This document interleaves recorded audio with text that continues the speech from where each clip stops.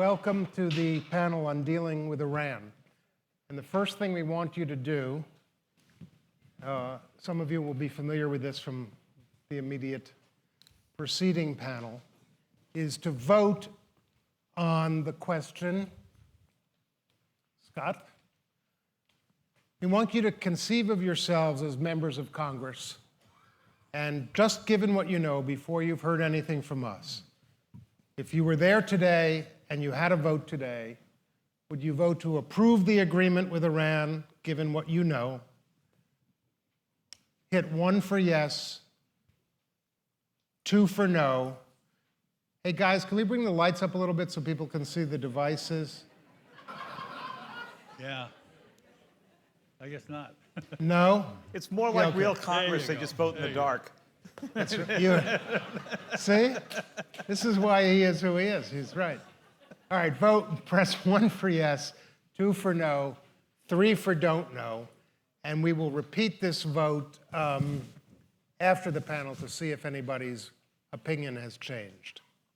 Some of the faces up here will be familiar to you if you just sat in this room for the cyber panel. And we also have, David Sanger, who was here earlier, was here last night interviewing Bill Burns. He's basically on every panel. Knows a lot about it. It's like, I don't know if you remember the comedian David Steinberg, who had a wonderful routine where he talked about God, and he began by saying, today's sermon is about God, whom you may remember from last week's sermon. So you may remember David Sanger from the panel before the panel yesterday. So we're going to tackle this topic again, one of the easiest ones in foreign policy. That's a joke, of course. And this is how we will proceed very quickly. David's been covering this from Vienna and Washington for a long, long time, and he's going to give us a little taste of what it was like in Vienna during the negotiations and go on from there. Bill Luers, Ambassador Luers, among many other distinguished jobs or activities, ran something called the Iran Project. That's the piece of paper you have in your hand, and has been working behind the scenes on this problem for well over a decade. And he will talk about it, talk about a lot of the elements. I think address Senator Schumer's opposition. Jim Hoge, who edited Foreign Affairs before he decided to come to Kent and be on all these panels, has also been covering this, and I was too, way back when I was a journalist. So let's start with David. David, tell us about the soccer torts in Vienna. Well, before I get to the soccer torts of Vienna, which are delightful, Oh, wait, you know. I'm sorry. Could we, I forgot. Could we guys just throw up the first map, just to remind you where Iran is in the region? You see? Tehran, Iran. And then the second map, which is, this is the official map from the IAEA, the International Atomic Energy Commission, of the known nuclear sites that Iran has and the cities that they're close to. So this should inform a little bit about what we're talking about. Okay, I'm sorry, David. No, that's great. And actually, so that I can see the screen a little bit, and I get up to the side here because I've got a few slides to show you. But actually, if you think about that map you just saw about the known nuclear sites, and it actually understates them. They're probably about, what, 26, 27, something like that. It tells you right away why it is that we would have great difficulty in getting to a military solution. This is not like bombing Osirak in 1981, the Iraqi reactor, or bombing the Syrian reactor in 2009. In both cases, there was sort of a single site you could take out and solve the problem. Not the case up here. So that on the known sites, and there are more than that, it would be different. So if you guys can just load up the other set of slides. This is a set that actually we use in our Harvard course that I teach with Graham Allison. at the Kennedy School. It's an old, very old Harvard course called Central Challenges in American National Security. And I'll skip the map out here. This just reminds you of Iran by the numbers. We're dealing with a country a lot bigger and more powerful and more significant than North Korea. So, who started Iran down the nuclear path more than 35 or 40 years ago? Well, we did, of course. This is the Tehran nuclear reactor, the small experimental reactor in Tehran. We gave it to the Shah.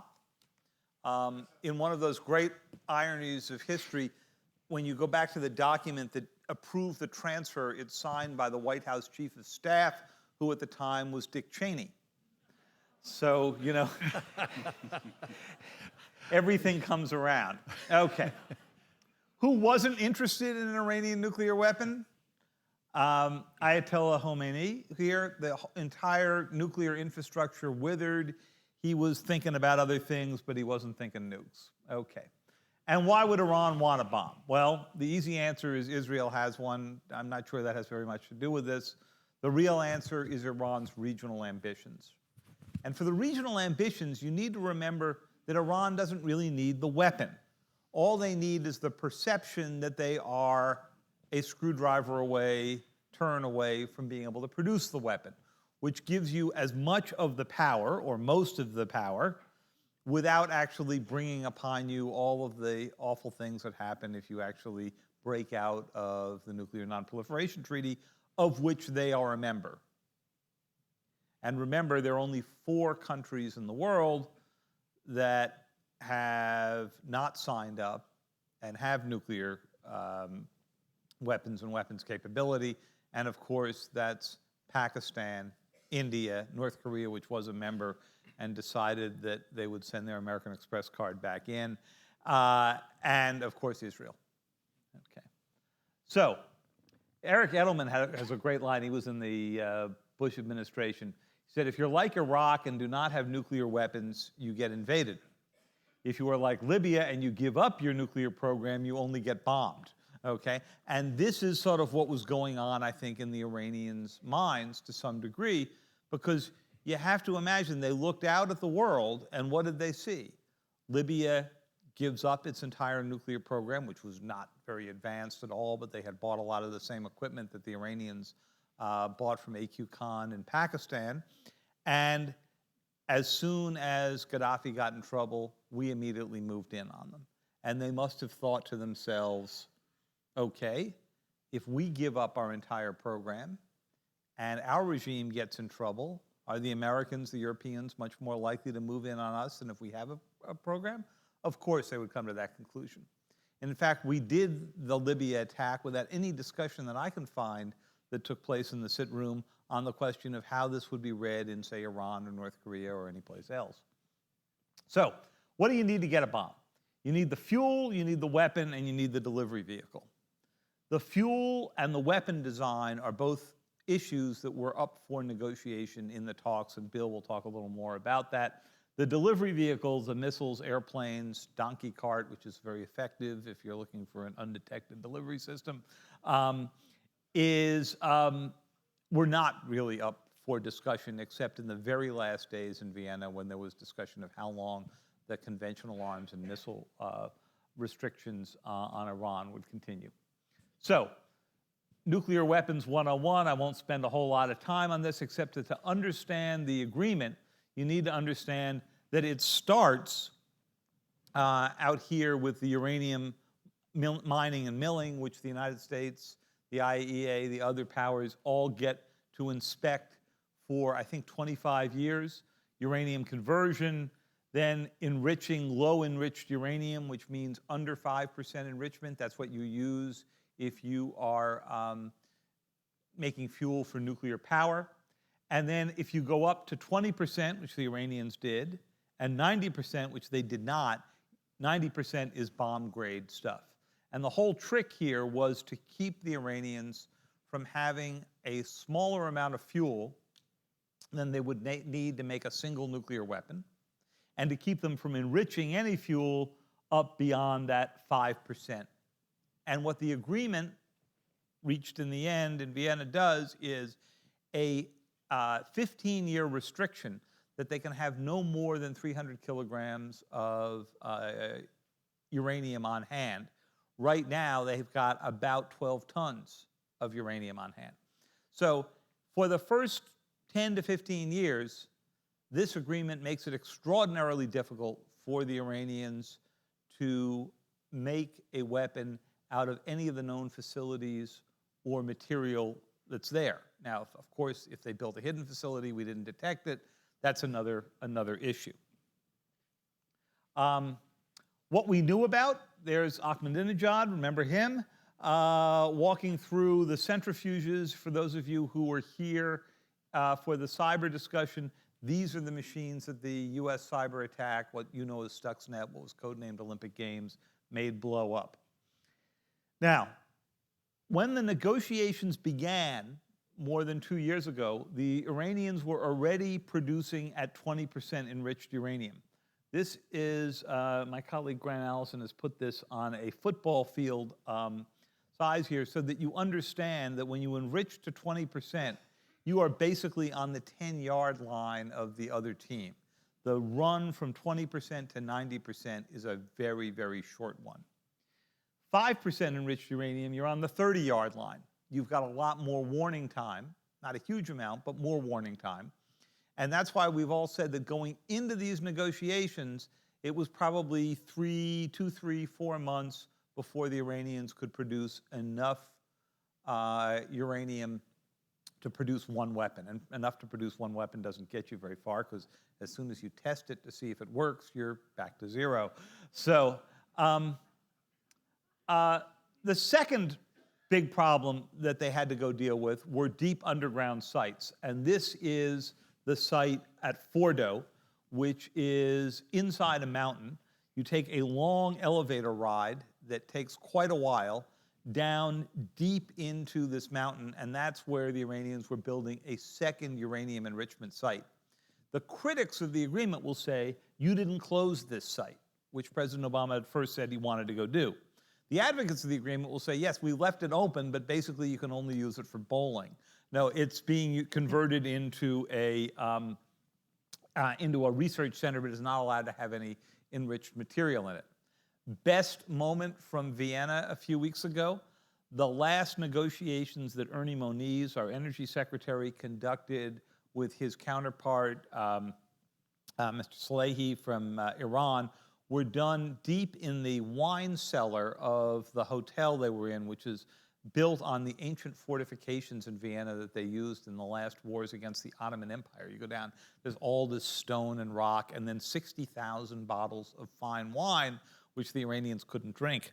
And the Iranian negotiating team used to refer to this negotiating room as Fordo, this thing, because you had to go down so much into the rock to go get it. And so they'd say, so why don't we meet down in Fordo in a few minutes? So I talked earlier, for those of you who were in the first session, about Stuxnet. Did Stuxnet work?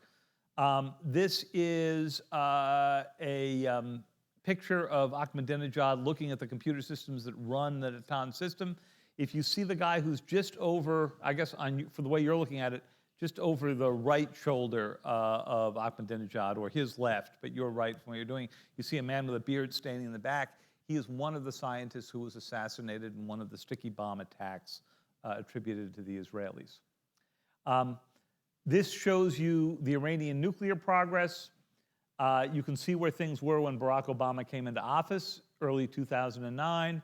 You can see how much they increased by 2013. And you can also see that the Iranians didn't get slowed down that much by Stuxnet, maybe a year.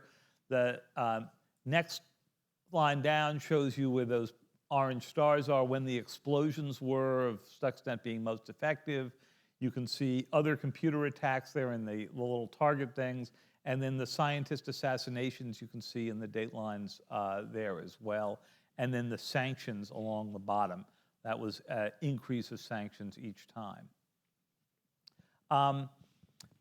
The trick for the American negotiators was to cut off all pathways to a bomb. There are overt ways using uranium or plutonium.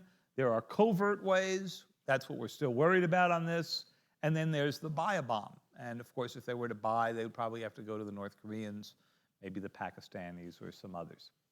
So this simply takes you through the sanctions issue. I'll end here.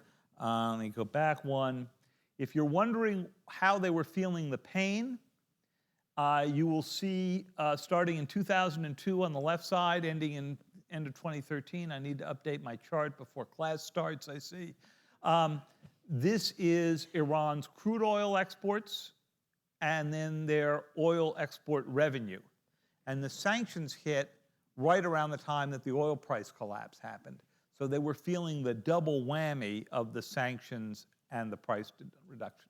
So I'm going to leave it now to Bill to take you a little bit through the agreement itself, and we can talk later on about what parts of this are effective and what parts you have to worry about. Thank you, David. Bill. Sure. You know, David is in every panel, not just the recent two, so he's going to have to leave right away to fill in on.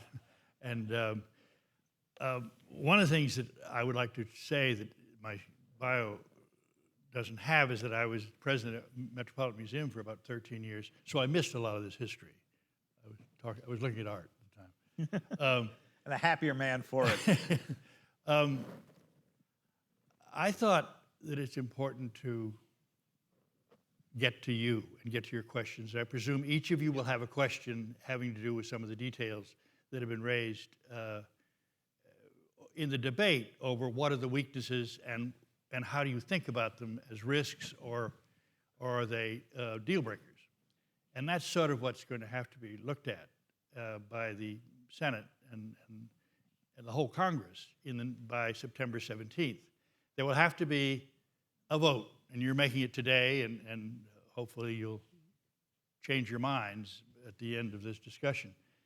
I have one of my favorite expressions is, each of us knows what he does or she does.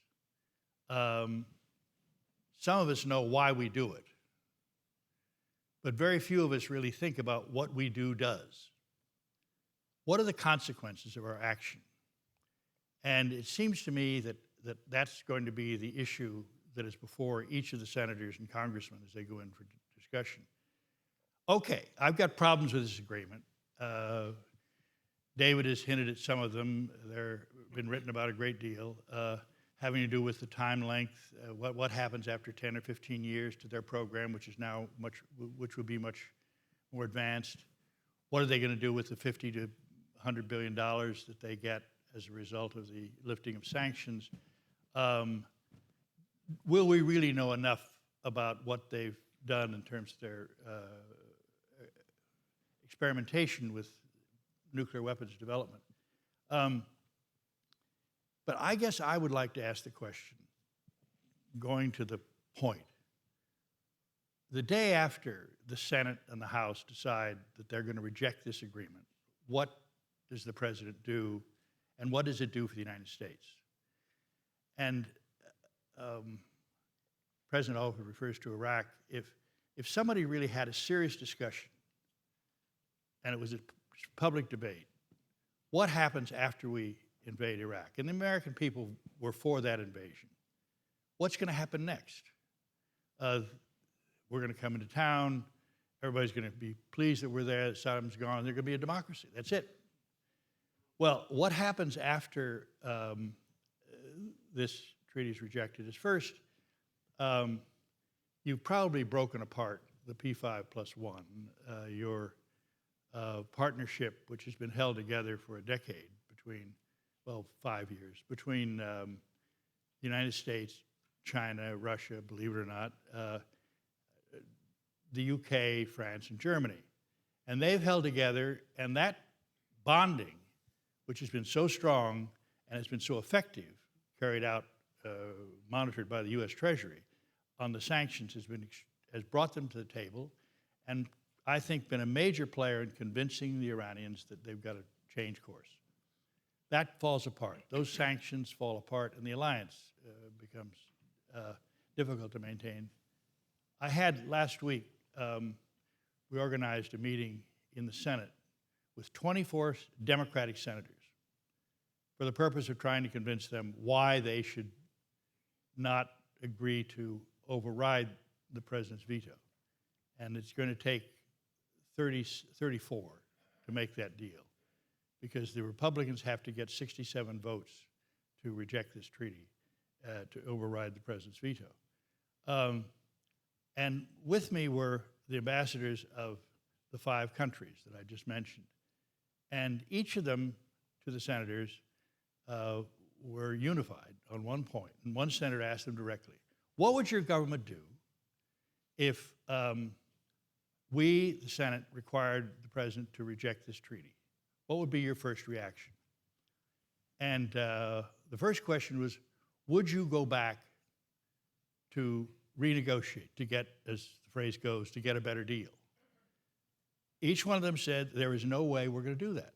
I mean, the Brit was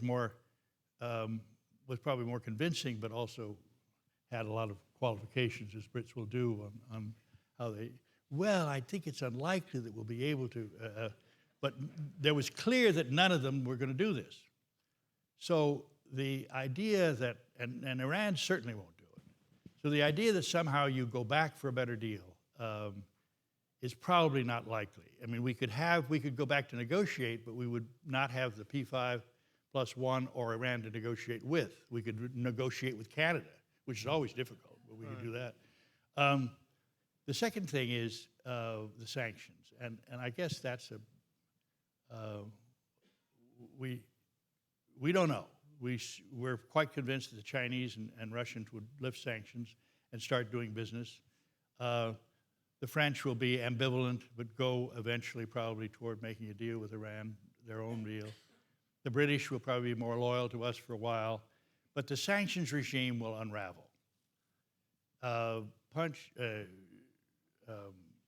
Chuck Schumer has suggested that you double up on the sanctions, but they'll be unilateral. We won't have all the support from others. And that you exercise extraterritorial authority, that the Treasury could punish banks who deviate from the sanctions that we continue to hold, but the other countries may be dropping away from.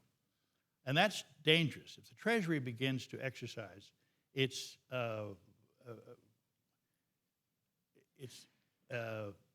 authority with banks beyond the United States limits, it will make it very difficult for the Treasury to continue to have the type of authority they have. And as the Chinese and Russians are looking for an alternative monetary system anyway, this will feed that sort of desire and the capacity to move forward.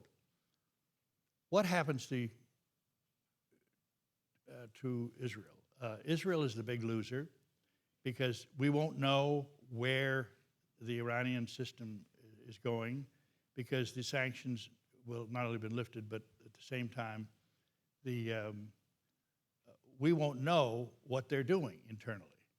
Whether they go immediately back to restore their full nuclear program is a question, but we won't know, because presumably all of the verification procedures that we have in place will be dropped. Whether the inspectors even stay there is a question. Who's the big winner? Iran's the big winner. Iran gets everything it wants. It gets the lifting of most sanctions and the ability to continue their nuclear program. So when you measure how you're going to vote, you look at all the problems we have with the deal, and you say to yourself, I've got real problems. But are they serious enough to take the consequences of that act? Thanks. Before we mix it up and ask for your questions, Jim, do you want to add something about the region or how you feel? Yeah, very briefly, because we're going to be out of time quickly, but I'm going to be a little Pollyannish and assume, which I think is still a reasonable assumption, that there's going to be an agreement, that the president can prevail at the veto stage. If that's the case, what happens in the region after a nuclear weapons agreement with Iran. In other words, the nuclear agreement, important as it is on its own, is also terribly important as a key building block for trying to unravel the chaos that is so prevalent in the Middle East and has been for so long. If you look at some of the initial kind of indicators, and they're very initial and they're only indicators, it suggests there may be some reasons to be somewhat hopeful that an agreement would indeed help create a different environment.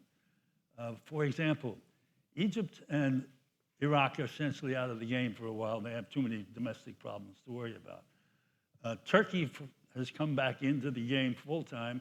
It's a very complicated story, but if part of stabilizing the Middle East is to get some kind of a political settlement on Syria, that's a very important move. The Russians, while they may be anything but helpful on Ukraine, have a whole different attitude about the Middle East, and they have actually been very helpful.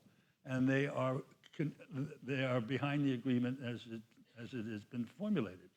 They also are part of a group that has been talking about trying to get a political settlement for Syria, because without that, the rest is hard to move forward. In other words, what may happen after a nuclear weapons agreement is a real realignment in the Middle East of who's got what kind of influence and power and what will be an effective external pressure from the United States.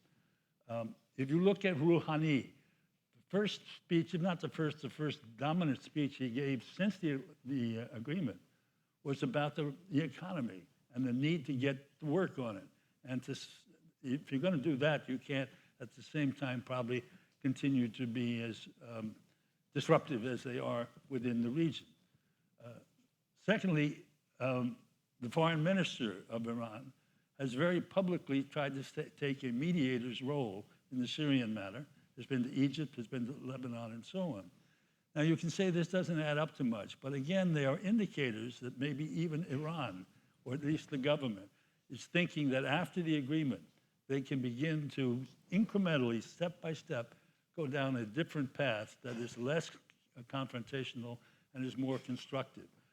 I'll close by saying I think it's going to be a major, it should be a major focus of the United States, assuming this is passed and that the veto is upheld and so on, to have a much more aggressive and creative program for dealing with the non-nuclear issues in the Middle East. Because after all, the nuclear agreement isn't going to get us beyond one threat when many others remain, as long as this region is as destabilized as it is now.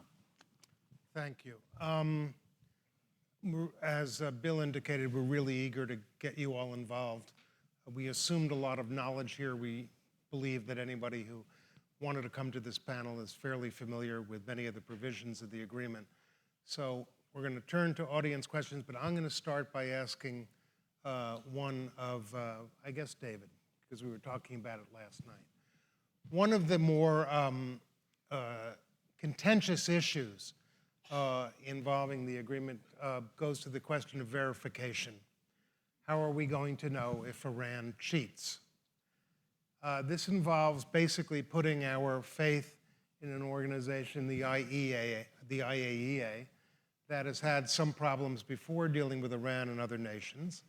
And I wondered if you would take us through the famous 24-day process and what the weaknesses are of the entire verification scheme. So just to do it very briefly, the IAEA has teams of very sophisticated inspectors. There is a separate Iran team that reports directly to their director, about 50 people. It probably needs to go to about 150 in order to make this process work. And so the discussion, one of the discussions Congress should really be having right now is how do you get them the funding to go do this? Not a huge amount of money by American standards.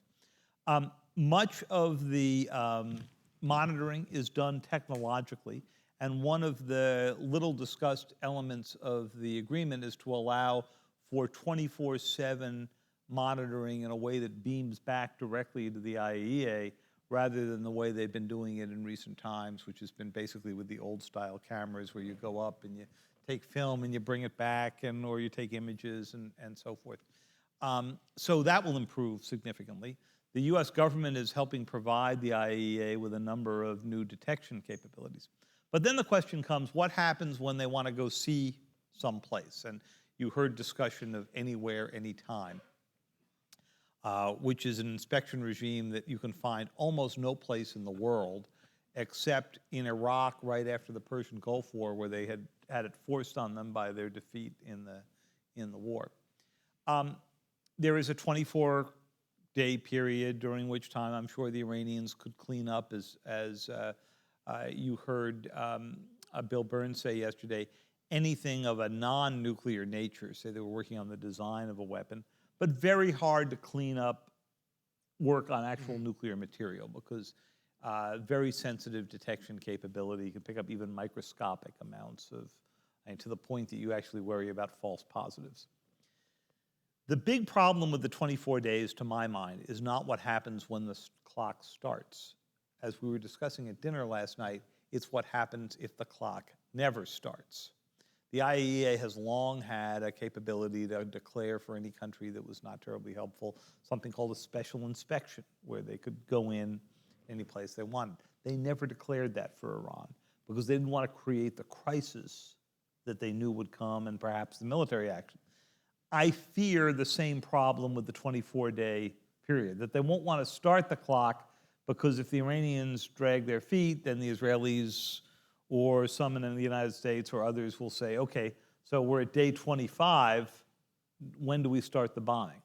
And while I don't think it would play out exactly like that, I think that is the fear that many in the IAEA would have. That hesitation was mainly during al-Baradei.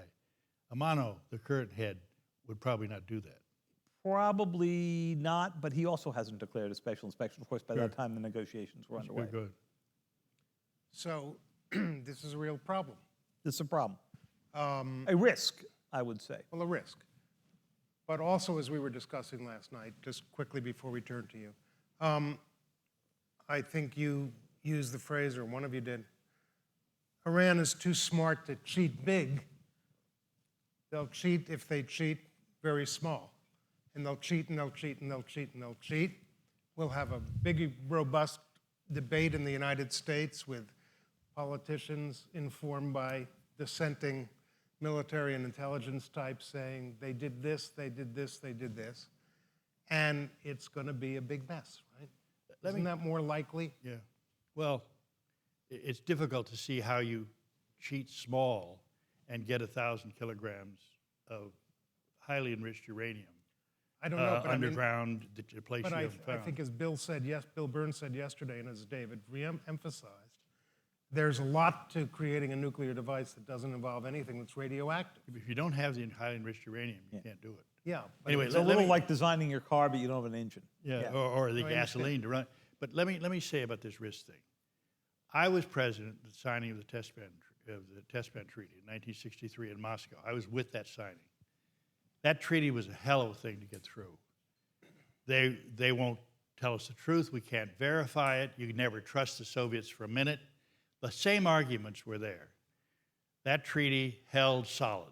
It was an amazing development. It was the first of the treaties we had with the Soviet Union. 10 years later, we signed the Non-Proliferation Treaty. That treaty would never have gotten through today's Senate. It had so many holes in it, so many flaws. And if you can identify one event that resulted in a significant reduction of what the estimates were of the numbers of countries would have nuclear weapons today, it was that treaty. And as David pointed out, the ones who got nuclear weapons after the treaty was signed were those who didn't sign the treaty. So risks are out there, and there always have been out there in this type of agreement. And there certainly are risks in this one. But the question is the Senate and Congress prepared to take that risk with the idea that we test this agreement, see whether the agreement will do what we hope it will do? Okay, thank you. Why don't you turn the lights up? Yeah, please. We'll turn the lights up and we'll ask for questions and from you all. Once again, really, no speeches many people have very strong opinions. This is not the time to talk about them, but it's time to try to ask these guys who actually know what they're talking about, unlike me, to get some more information. Yes, and please wait for the mics to come to you. And identify yourselves, please. Howard Morgan. So we have five of the P5+1 will have signed essentially and agreed. The U.S. doesn't agree. Iran has signed. What does the treaty not go into effect until all six have approved it? Maybe David can answer that better than I can, but my sense is that we drove this agreement. If we pull out of it, if we can't implement it, then there'll be a discussion, probably between Iran and the remaining members, as to what elements will be maintained, what will not be. Those other countries do not want Iran to get a nuclear weapon. Iran would like to have the sanctions lifted. Whether they can make a deal with the others that will be different, I don't know. But there's nothing automatic, as far as I can understand it. The treaty won't be the agreement won't be actually implemented for another 6 to 8 months. So whether there's a period of time where they can negotiate, I don't know. But the situation will unravel. Anything to add? Bill's got that just right, but just to give you the timeline. So the United Nations Security Council has already passed a resolution that basically embraces this treaty, so that when, it's not a treaty actually, an agreement, we should be very careful on that. If it was a treaty, it would require 2/3 of the Senate to approve. In this case, it's a reverse treaty, actually. It would require only 1/3 here for the president to be able to get the thing through. But what would happen is the Iranians first have to decide whether or not they're going to go and implement their side of it, which is ship their fuel out of the country, allow the inspectors to do what the inspectors need to do, answer questions from the IAEA that they've been avoiding for many years. We guess, as Bill said, that would probably take about 6 months. Then the sanctions lift, all the international sanctions and the national sanctions lift. If Congress refused, the president tried to veto, and Congress still was able to override the veto, then the United States would be pretty isolated. We would have our own sanctions still in effect, but the rest of the world's would be lifted. Since the Iranians will know how we vote by late September, they have very carefully moved the approval of the treaty in the Majlis, their own parliament, to about 2 or 3 weeks after the House and Senate vote. So if the United States rejects it, then they can turn around and reject it themselves, and then they're off to the races to go produce what they want to produce. The real world.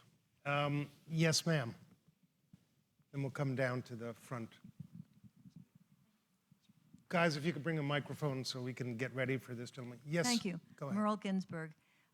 If there is a defeat in the Senate and the treaty is not signed by the United States, what next do you think the Israeli government will do? Jim?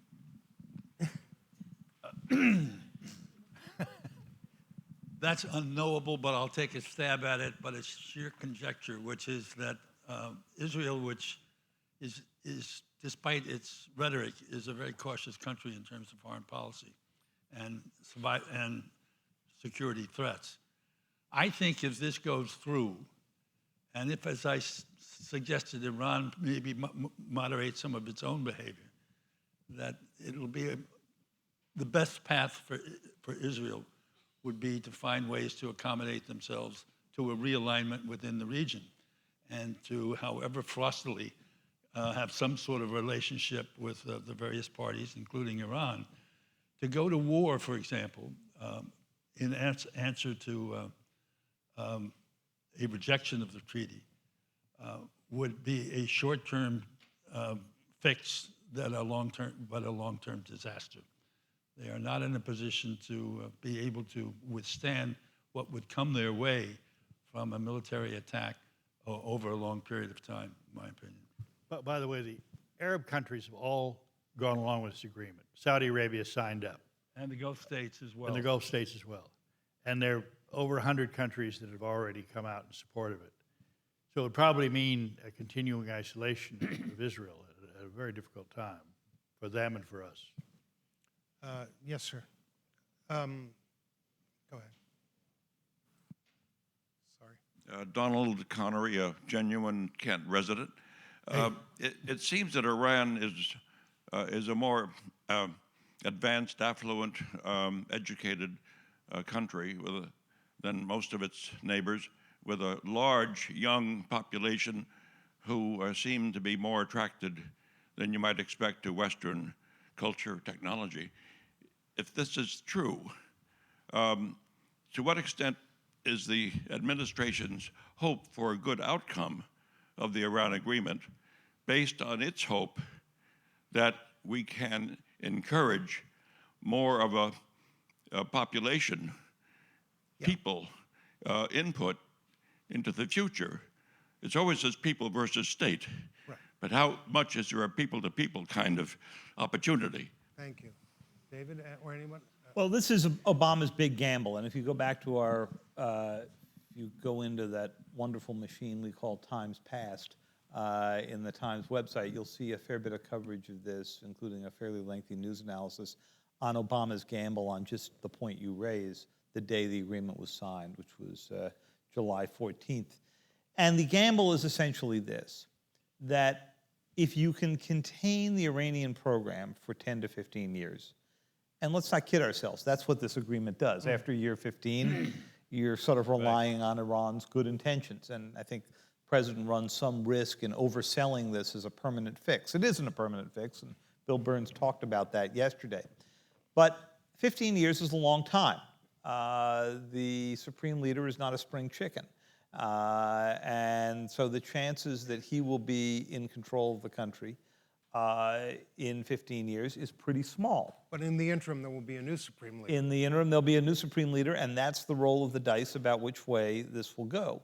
And also, the population, the very young population now, will be of, in their middle class stage.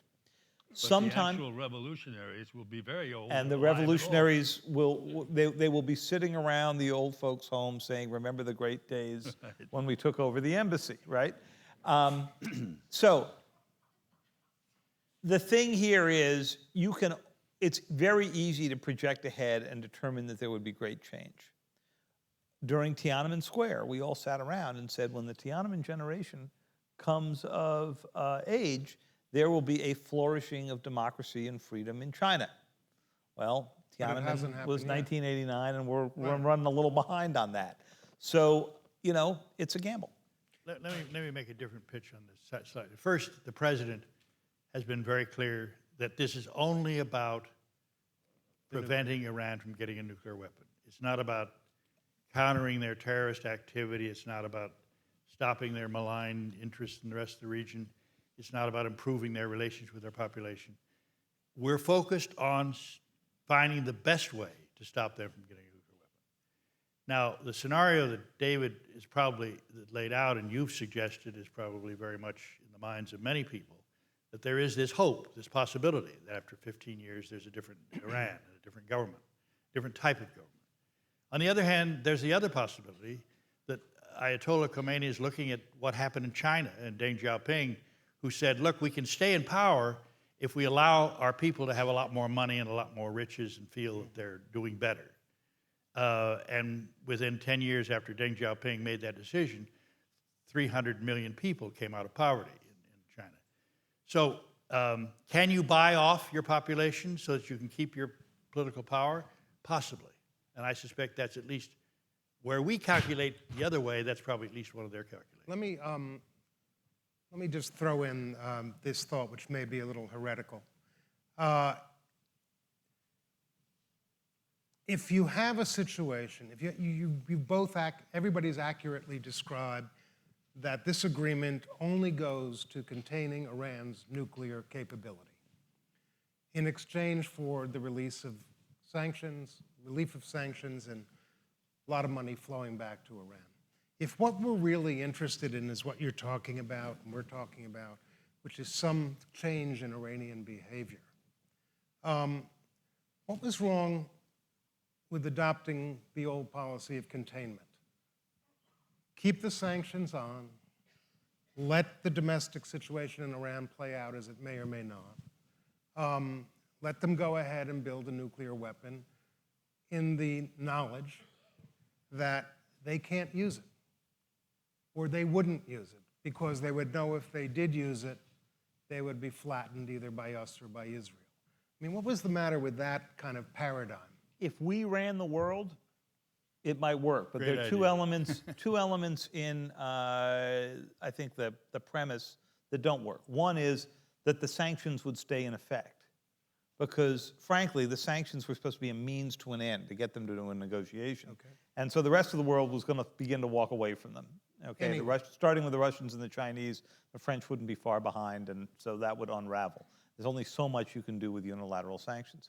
Secondly, with the weapon part of this, well, what's the president's one commitment when he came into office? Iran will not be permitted to have a nuclear weapon. He didn't say anything about nuclear capability.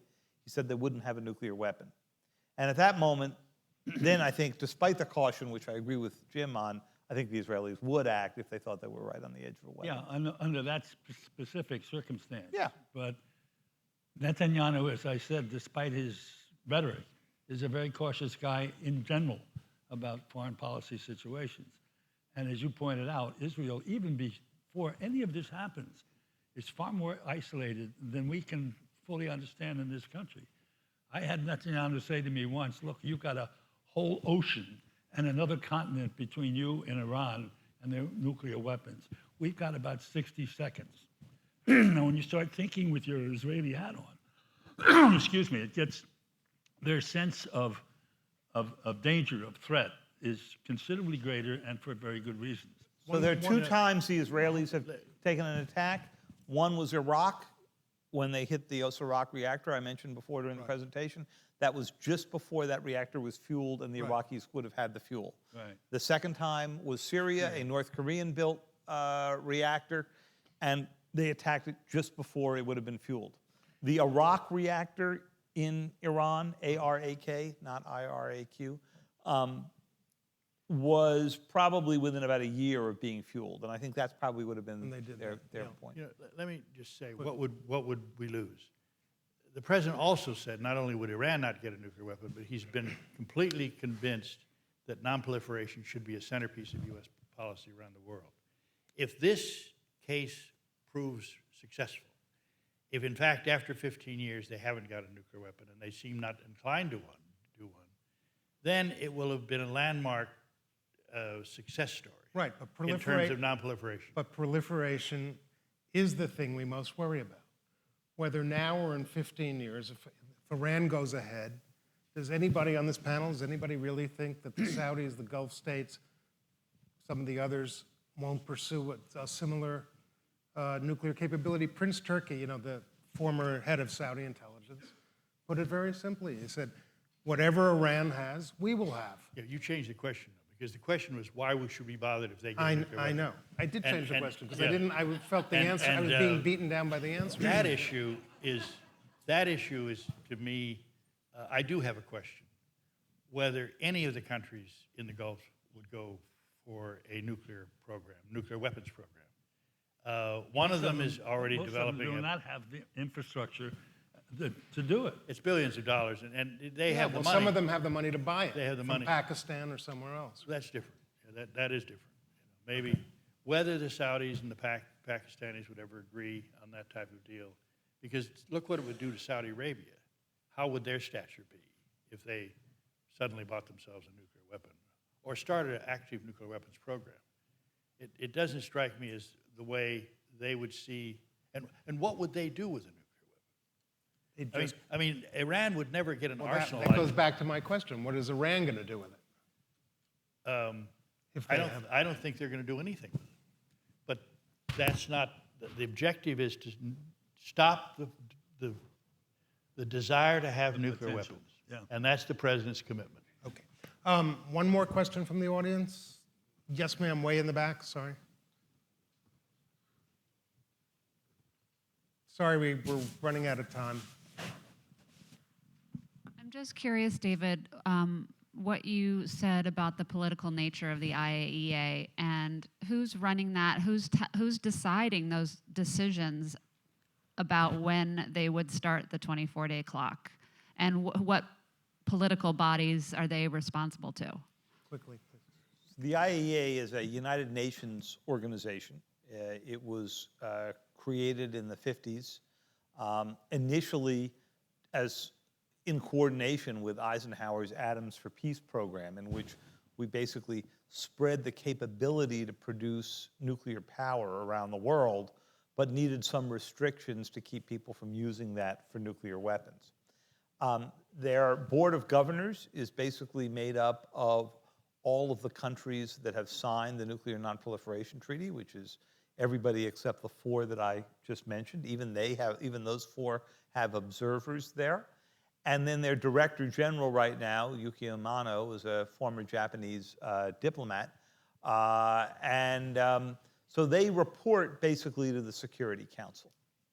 Okay. Folks, it's time to vote. This is be really interesting to see whether any opinions have changed. So pick up your devices. This is the question. Remember, you're a member of Congress. You're voting.